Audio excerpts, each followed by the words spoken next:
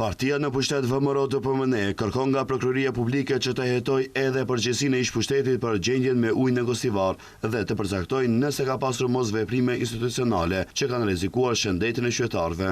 VMRO TPMN akuzon ish-ministrin e Shëndetësisë Venko Filipçe dhe partinë që tani më udhëheqë LSDM-n se për vite me radhë kanë qenë në dieni për problemet me ujë në Gostivar, por nuk kanë ndërmarrë masa për zgjidhjen e tyre.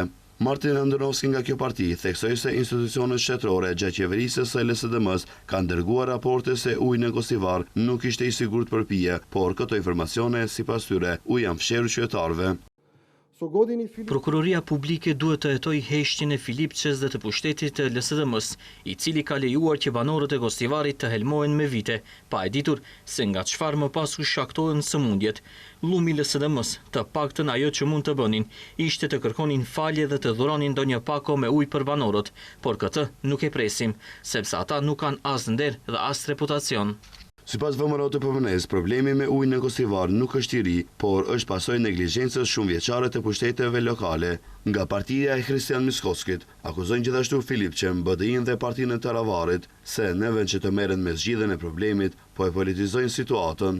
Ata pretendojnë se qeveria e udhëhequr nga VMRO TPMN-ja ka siguruar ujë teknik për përdorim, ndërsa qytetarëve u shpërndahet çdo ditë edhe ujë ambalazhuar për pije.